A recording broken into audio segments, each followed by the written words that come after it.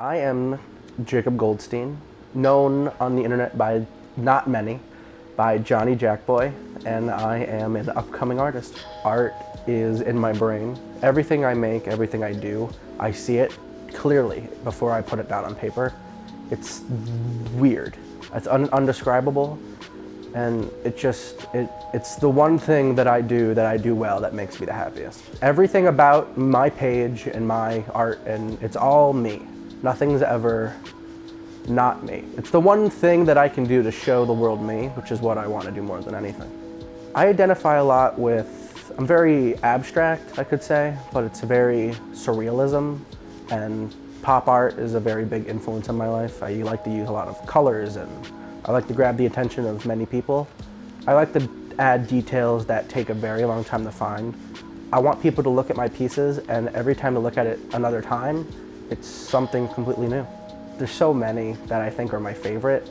The one I like right now is a piece that I called it Time After Time. I name all my pieces after songs that I like. It's a compilation of everything I loved as a kid, from video games to stories to styles to just ideas that I've collaborated and I put into one giant thing with, if you look at the piece clearly, the mushrooms that I put in there are actually made of clay, which I thought were really cool, and I would cut them out in Photoshop and stick them in. I think it was really nice. I think it added a lot to the piece. My art says about me I'm very weirdly minded. I like to put it in organized chaos a bit, where I'm a very chaotic and very messy and very unorganized, but it all sort of comes together out in the end super duper well. It's something that I can see me being if I was a piece of art. Personally, if I was splattered on a canvas, that's my art. In terms of artistic outlooks, I find it funny when people ask me what my art's about. I never have anything going on when I make a piece.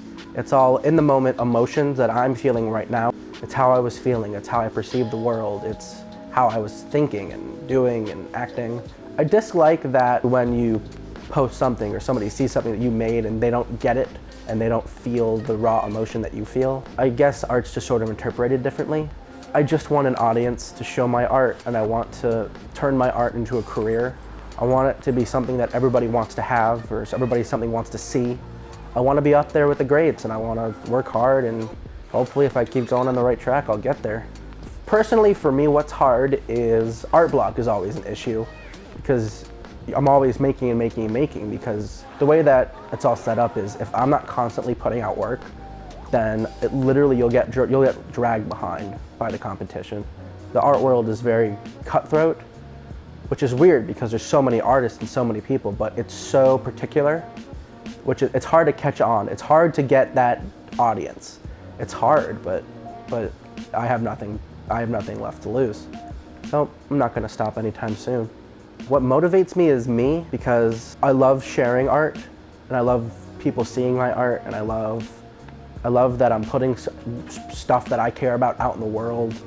Death is also something that motivates me a lot, because if I end up dying tomorrow, I want to know that I was making something to put out in the world the day before. I get creativity from weird standpoints. Sometimes it can be just from a random doodle where it just turns into this magnificent piece. There's really not often times where I have a set thing in mind. I never really plan out any of my works. I just sort of start something and it just turns into what it turns into.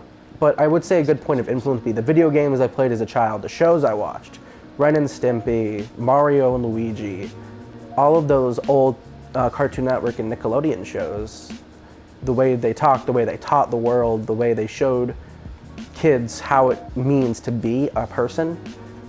I feel like my art is different because I've never seen anything like my stuff before.